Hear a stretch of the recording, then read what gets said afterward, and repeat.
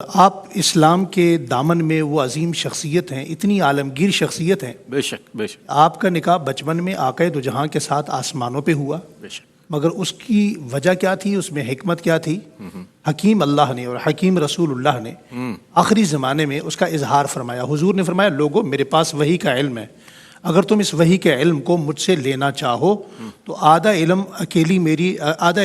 میرے صحابہ سے لے لو اور آدھا علم اکیلی میری عائشہ سے۔ اللہ آپ اکبر اتنی بڑی عالمہ تھی۔ اللہ اکبر۔ امام تاج الدین سبکی رحمۃ اللہ علیہ طبقات شافت الکبریٰ میں لکھتے ہیں کہ آقا دو جہاں صلی اللہ علیہ وسلم کی نظر نبوت کا یہ فیضان تھا کہ حضور کے تمام غلام، تمام صحابہ اکرام، اہل بیت اعظام، سارے کے سارے صحابہ عالم تھے، اور حضور کے 100 صحابہ مفتی تھے اور 7 صحابہ مجتہد تھے۔ ان 7 صحابہ میں جو سب سے بڑی مجتہد ہیں ان کا نام ام المؤمنین حضرت عائشہ صدیقہ رضی اللہ تعالیٰ عنہا ہے۔ 2210 احادیث مبارکہ وہ ہیں جو سیاہ کے اندر آپ سے مروی ہیں،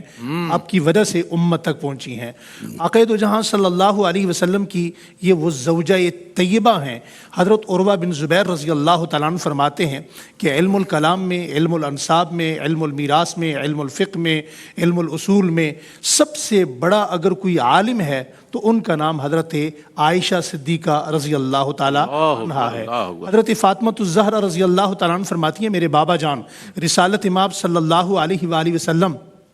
نے مجھے فرمایا، فاطمہ تم بھی اس سے محبت کرو جس سے میں محبت کرتا ہوں۔ ابا جان آپ کس سے محبت کرتے ہیں؟ فرمایا میں عائشہ سے محبت کرتا ہوں، آپ بھی عائشہ سے محبت کرو۔ اور ایک موقع پر حضرت فاطمہ الزہرا رضی اللہ تعالیٰ عنہ خود فرماتی ہیں کہ حیا کا جتنا نور میں نے اماں عائشہ کی آنکھ میں دیکھا کسی اور کی آنکھ میں نہ دیکھا۔ تقویٰ، زہد کا روب اور متانت اور اس کا روب اور دبدبہ جتنا میں نے حضرت عائشہ صدیقہ رضی اللہ تعالیٰ عنہ کے چہرے پہ دیکھا اتنا کسی اور کے ہاں نہ دیکھا۔ حضور نبی کریم صلی اللہ علیہ وسلم آپ سے کتنی محبت فرماتے تھے۔ خود حضرت عائشہ کی سیرت کو اگر میں یوں کہوں کہ آقا بیان فرما رہے ہیں تو کیسے بیان فرمایا؟ فرمایا کبھی ایسا نہیں ہوا کہ میں اپنے گھر میں داخل ہوا ہوں اور میرے پاؤں سے نالین میں نے خود اتارے ہوں، ہمیشہ عائشہ نے اتارے ہیں۔ کبھی ایسا نہیں ہوا کہ میں نے جانا چاہا تو میرے نالین میرے سامنے موجود نہ ہوں۔ کبھی ایسا نہیں ہوا کہ گھر میں موجود ہوں اور میرے بستر کے پاس میرا پانی رکھا ہوا نہ ہو، اور کبھی ایسا نہیں ہوا کہ میں محمد گھر میں آیا ہوں اور عائشہ نے کھڑے ہو کر میرا استقبال نہ کیا۔ ایک دن اتنی شدت کا بخار ہے کہ حضرت عائشہ رضی اللہ تعالیٰ عنہ اماں جان کھڑی نہ ہو سکیں، اور اس وجہ سے کہ میں کھڑے ہو کر اپنے سرتاج امام الانبیاء کا استقبال نہ کر سکیں، آنکھوں میں آنسو آ گئے۔ فرمایا عائشہ آپ روئیں کیوں؟ فرمایا یا رسول اللہ آپ تشریف لائے اور میں آپ کا استقبال نہ کر سکی۔ فرمایا عائشہ روتی کیوں ہیں؟ یہ جبرائیل میرے پاس ہیں اور یہ کہتے ہیں اقرا علیہ السلام من اللہ و منی، یہ آپ کے لیے اللہ کا بھی سلام لائے ہیں اور خود بھی آپ سے سلام کر رہے ہیں۔ حضرت عائشہ صدیقہ رضی اللہ تعالیٰ عنہ اگر میں 2 جملے حضرات علماء اکرام کی موجودگی میں یوں کہنا چاہوں کہ دیکھیں مٹی ہے،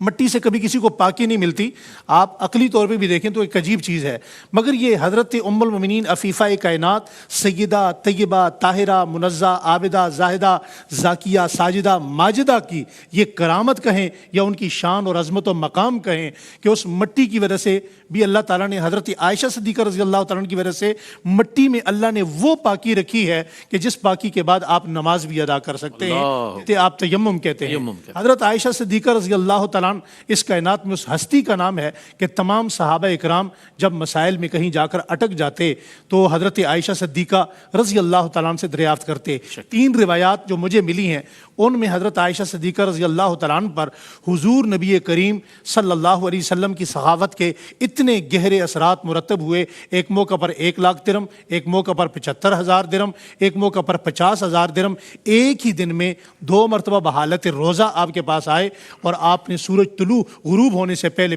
وہ سارے کے سارے صدقہ کر دیے۔ حضرت عائشہ صدیقہ رضی اللہ تعالیٰ عنہ اس ہستی کا نام ہے کہ جب آپ پر تہمت لگی تو دیکھیے حضرت یوسف پر بھی تہمت لگی، گواہی بچے نہیں دی، حضرت مریم پہ لگی، گواہی بچے نہیں دی، مگر جب حضرت عائشہ کی باری آئی تو اللہ تعالیٰ نے سورہ نور کے اندر 18 آیات کریمہ قرآن کریم کا حصہ بنا کر تطہیر عائشہ، عفت عائشہ کو بیان فرمایا۔ اور اللہ اپنے نبی سے کیا فرما رہے ہیں؟ فرمایا وَلَا تُصَلِّ عَلَىٰ احد منہم مات، میرے حبیب آپ اس کے جنازے میں مت جائیے، یہ تو عائشہ پہ تہمت لگانے والے لوگ ہیں۔ فرمایا ولا تقم علی قبر، آپ اس کی قبر پہ بھی مت جائیے۔ اور آگے ایک مقام پر فرمایا استغفر لہم او لا تستغفر لہم، اس کے بعد ایک لفظ آتا ہے، اگر آپ غور کریں تو میرے حال میں یہ اس کو علماء جانتے ہیں، یہ کثرت کے لیے بولا جاتا ہے کہ 70 مرہ، یعنی 70 مرتبہ بھی آپ اس کے لیے دعا کریں تو آپ کی ہر دعا قبول ہے، آپ کی امت کے لیے قبول ہے، ہر ایک قبول ہے، مگر اس کے لیے مانگیں گے تو اس لیے قبول نہیں ہوگی کہ یہ حضرت عائشہ صدیقہ رضی اللہ تعالیٰ عنہا کا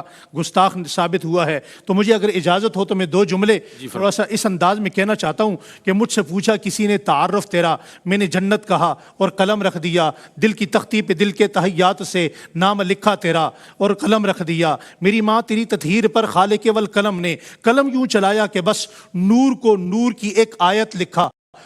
اور قلم رکھ دیا، سورہ نور کا نور میرے یقین میں اترنے لگا، میں سنورنے لگا، ایسا ڈوبا محبت کی آیات میں کچھ نہ لکھ سکا اور قلم رکھ دیا، پڑھنا آیا تو میں نے تیرا نام ورد زباں کر لیا، حرز جاں کر لیا، لکھنا بس تجھ کو میں نے بخشش کی پہلی ضمانت لکھا اور قلم رکھ دیا، تیری توصیف لکھنے کو تجھ کو چاہا تھا میں،